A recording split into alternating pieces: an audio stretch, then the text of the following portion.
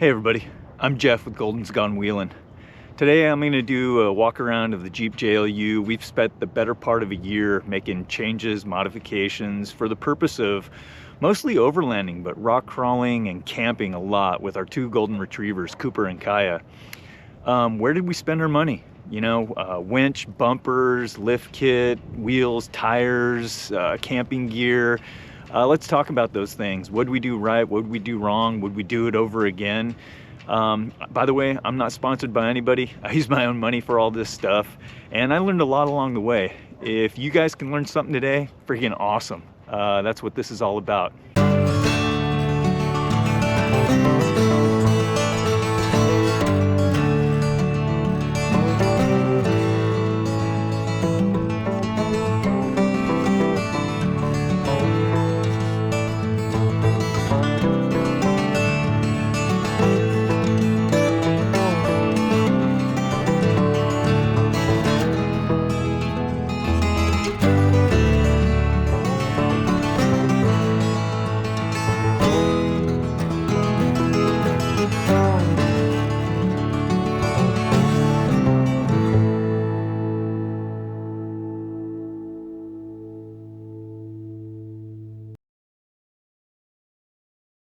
To start off with, we needed the clearance for 38-inch tires and articulation for the terrain we're covering. So we ended up going with Metal Cloak Game Changer 3.5-inch lift. The team at Metal Cloak, they spent a lot of time on the Rubicon Trail, which is right here in our backyard. So we felt pretty confident that, you know, they had really good experience. Now, the pros, the installation was easy. I'm getting great articulation while maintaining really good ride quality, guys. I still drive this thing to work every day on the highway, and we cover hundreds of miles on our overland journeys. So the quality of the suspension is great, and it's perfect for the 38 13.5 tire clearance. Any cons? No, not really. I'd do it again unless we were doing 40-inch tires. But that would need an upgrade, axles, 4.5-inch lift, things of that nature. So that'd be a totally different situation. Something that you also have to do when you go with this lift kit is to support full droop, you're gonna have to also go with a drive shaft for the front as well. So you can see the modification there. The stock drive shaft just won't actually handle the angles under full articulation. So definitely wanna make sure that you make that change as well. We've got the Metal Cloak HD steering system as well that you see here. So along with the lift kit, we need stronger steering components for peace of mind with larger tires and tough situations. Getting bound up on rocks and ruts, and we're far from help. So this was kind of a must-have for us too. Easy enough to install. Cons, again, none. I'd do this again for sure. It would be ideal to have hydro assist system from PSC or something like that, but that's a pretty big investment, and you know, I think we only need that if we had 40-inch tires. We went with the Method racing wheels, the 701. This has got that bead grip technology. I'm sure some of you guys know about it already, but if you don't, check it out. Again, we wanted wheels that allow us to air the tires down significantly. We steered away from bead locks for a variety of reasons, cost, weight, things of that nature, but to balance those as well can sometimes be a problem. Most tire stores won't touch a bead lock wheel. Now, these are 17.9 5x5 with a 12mm offset to run 38 by 13.5 tires with good clearance and scrub radius. Pros of these, we've had the tires down to 6 psi, guys, when snow wheeling, and we never lost a bead. The typical air down pressure for us is about 12 psi when we're off road, and then we air back up to around 32 when we're on the highway. And these tires have done great for rock crawling. They've done great in the mud. I will say they're probably not ideal for snow. As you can see, that's kind of a mud terrain, so they've done okay for us snow wheeling, but is there probably something better for that? Yeah, maybe. Those Milestar Patagonia MT2s, they're 38 by 13.5. We talked to a lot of people about these before we picked, and it was a toss-up between the Nittos and the Milestars. We ended up with these. Maybe we'll try the Nittos in the future. So, as I said, they've gotten through mud, snow, rock crawling, and they seem to be quiet on the highway. but I'm rotating them really frequently and rotating the spare in there too. Under the Jeep, another addition, we've got Metal Cloak's undercloak armor system, integrated armor system, and that covers everything from the oil pan back to the transfer case, all the way back to the fuel tank, which is really fantastic. And as you can see, we're already beating the crap out of it when we're doing rock crawling. It's pretty durable, and I think it's another must-have item if you're going to be doing those types of things. And now we've also got the skid plates for the front differential and the rear differential as well. And I didn't have those initially, and it was our first time out, and I beat the crap out of one of my differentials, and so it was a no-brainer to add those. We did do the Metal Cloak Overland rock rails as well. The stock rails on the Rubicon do not stand up to the abuse seen when rock crawling, and you really sometimes are going to actually pin yourself against the rocks to actually be able to pivot around them. These seem to take the abuse pretty darn well. We've had a few clunks and bashes here and there, but again, the pros, again, super easy install on these guys. These went on really easy. Did it by myself, as I did with pretty much everything else here. The cons, I think my wife and other passengers would like to have something to step on, either easier to step on. These also do add a little weight to the Jeep. So again, if you're not planning on rock crawling, these could be overkill, but I think they work really good. Now, something that's not really a necessity, but I've found incredibly useful, are the hinge steps. So these bolt on right in the hinge location, and for getting up and down on the Jeep to get something off of the roof, out of our roam box, load the tents up, or whatever we have to do, these things come in incredibly handy. Coming back around to the front, so we've got Metal Cloak's frame-built front bumper. Again, we wanted something stubby for clearance on the edges, and this worked out really, really well, and it allows us to run the stock LED fog lamps, which is fantastic, so we don't have to buy new fog lamps. Now, this houses our Xeon winch from Warren, a Xeon 10S, and we've gone with that because of the weight of the Jeep. It just seemed like the one to go with, and we haven't had any problems. We've used this winch quite a bit in the snow, and it's held up fantastic. And rather than just the standard hook, we've actually added a factor 55 hook here.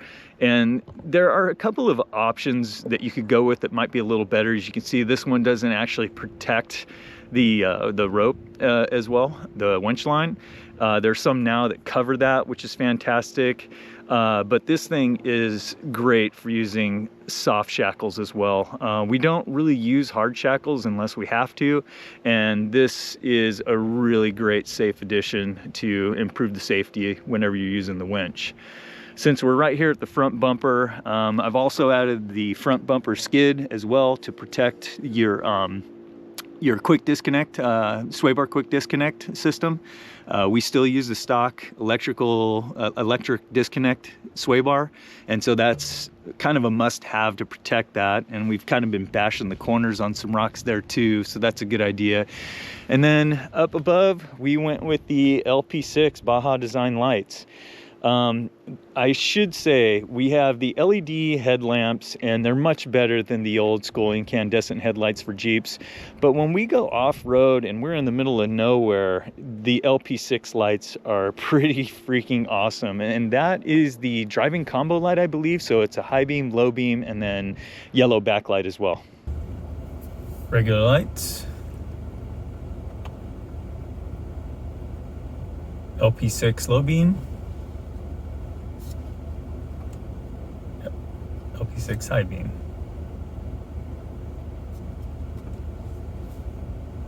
Low beam, regular lights.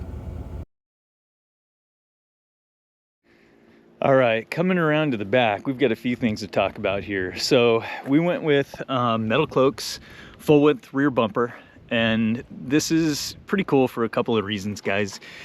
For backup sensors, if you have them, we don't have them, but you can also include those. It supports the tow package if needed. Again, we don't tow much, but I have the tow package on the Jeep, so that's fantastic.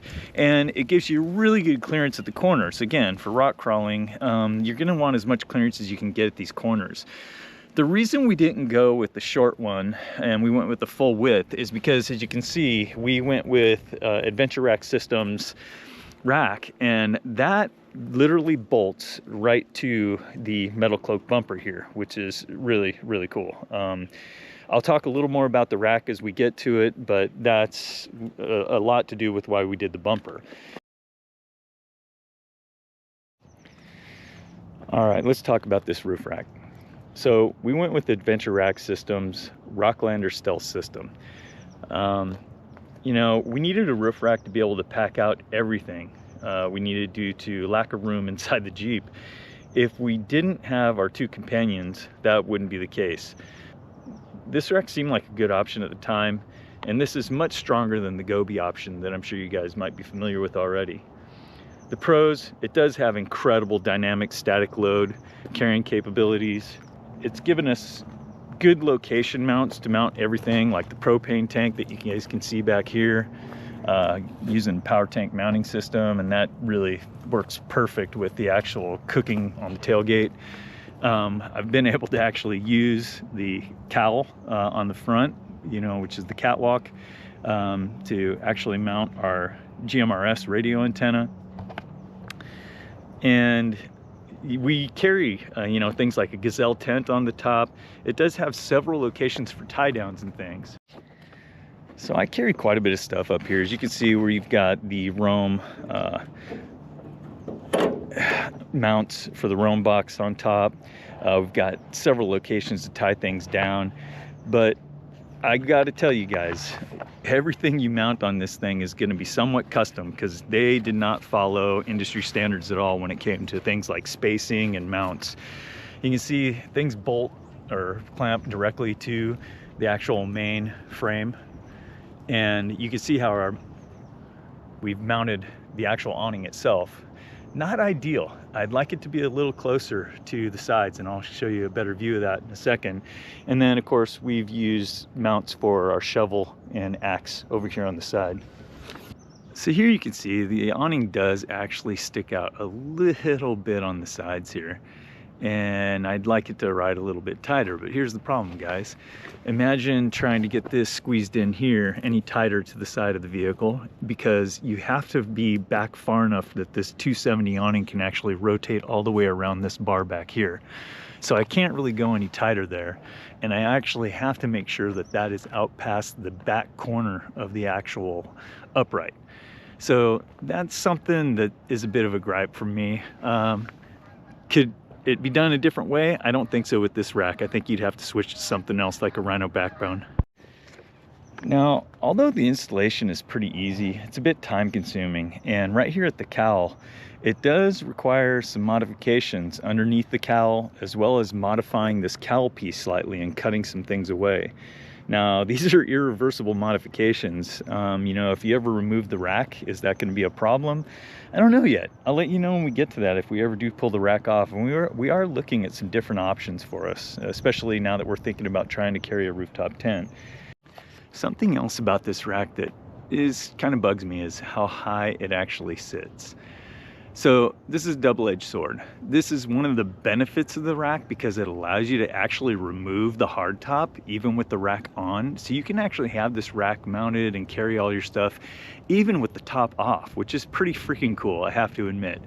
But that also means that the rack and everything on it, like if you're going to put a rooftop tent on here, it's going to be sitting up pretty tall. So you'd probably be looking for a really low profile rooftop tent. So after adding this rack, I can tell you, wind noise does increase a bit. You know, these handles on the side, this hoop that goes around the front windshield, that all contributes to quite a bit of wind. Now, is it terrible? No, it's not. I can still hear my stereo perfect driving down the freeway at 70 miles an hour. Is it louder than the stock? Yeah, definitely. You definitely hear it. You're also going to get hit on your gas mileage a little bit with this thing. It creates a bit of wind resistance, but again, I don't think we're driving these things for good gas mileage. We use quite a bit of propane, and I hate throwing away the little green canisters. And I needed a place to mount the actual propane tank.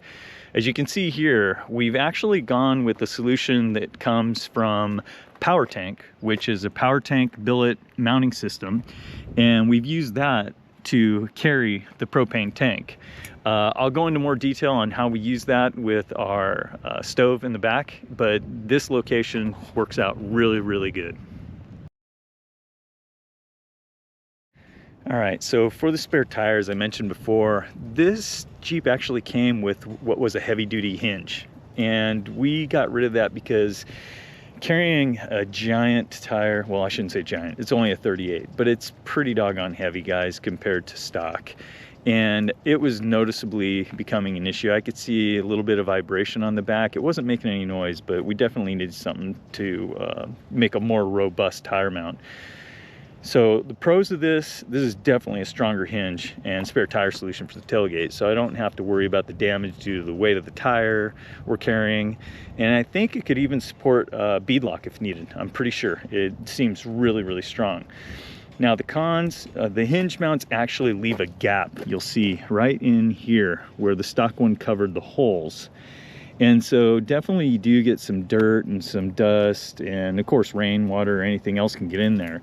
That hasn't been a problem, and it seems like that actually goes ahead and drains out through the bottom. I'm not sure if it's strong enough also to carry additional weight, like, you know, roto packs or other items back here. For that, you might want a bumper mounted spare tire carrier. TrailRax mounts for our roto packs.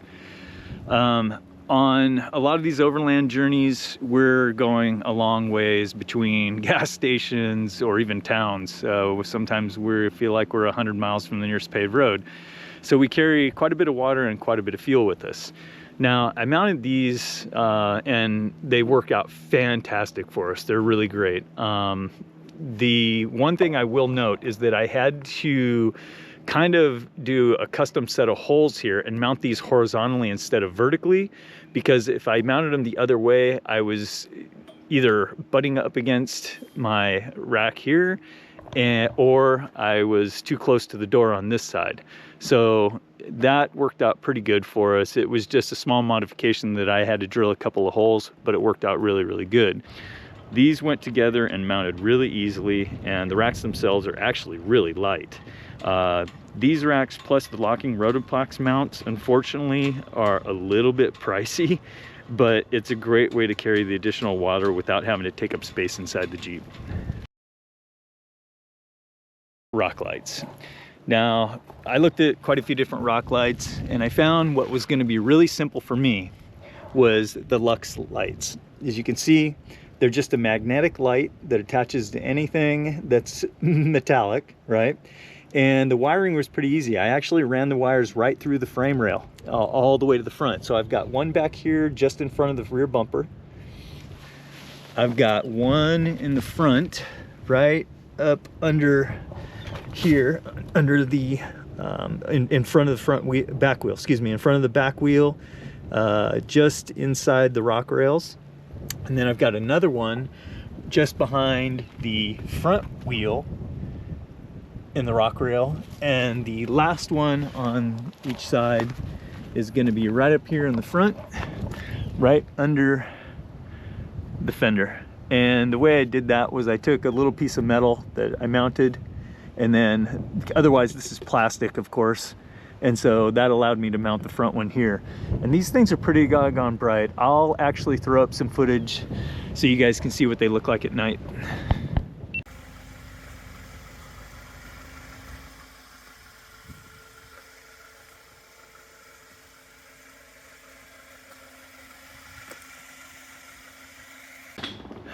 So there's a couple things that I didn't mention. You probably noticed I have different diff covers on, and part of the reason for that is because to use the metal cloak skid plates on the diffs, I think it's the front I can't remember if it's the front or the rear, you need to switch to the metal cloak diff cover for that thing to work correctly for the bolt holes. The other reason for that is that I switched gears. I went from the stock gears that came with the Rubicon, and this had the what do they call it? The Recon package, Extreme Recon package, which does have different gears. But we skipped over to the 488s and went right to the 513s. The reason for that is because, man, guys, it was clear that once I switched to the 38-inch tires, I was never gonna see 8th gear again. And that was gonna impact my gas mileage, drivability, and so switching to the 513s got me right back into my 8th gear, climbing up hills, all those things. And the other reason is that off-road, I really needed that mechanical advantage back. It makes a really big difference. And so the 513s, that's the way to go in my mind when you switch to the larger tires, like a 37 or 38-inch tire or above. Things I would do different. One of the things, so 2 things I can think of right off the top of my head. On the suspension, I mentioned that I probably would never do that different, but here's the thing. Metal Cloak actually offers something now called a Overland suspension kit. So check that out. I think it's still a game changer. They offer it in a 3.5, a 4.5-inch lift, something like that, but they have an Overland version. I think that's so you can carry more of the load, and we do load up quite a bit when we go overlanding with the hounds. Another one is that rear bumper. I kind of wish I would have gone with a bumper that would allow me to carry the spare on the bumper. AEV makes a really good example of that, and it's got a lot of parts. It looks complicated to install, but it's a pretty awesome looking bumper too. And I think that would allow me to carry more stuff on the spare, like roto packs and things like that. I think that would have been a really cool thing. I may do that in the future. I may swap the bumper out and go to that.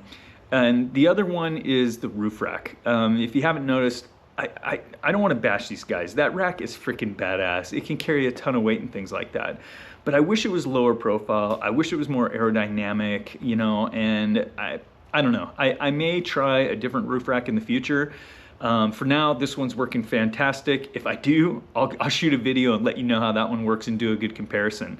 But other than that, I'm really happy with the things we've done to the Jeep so far.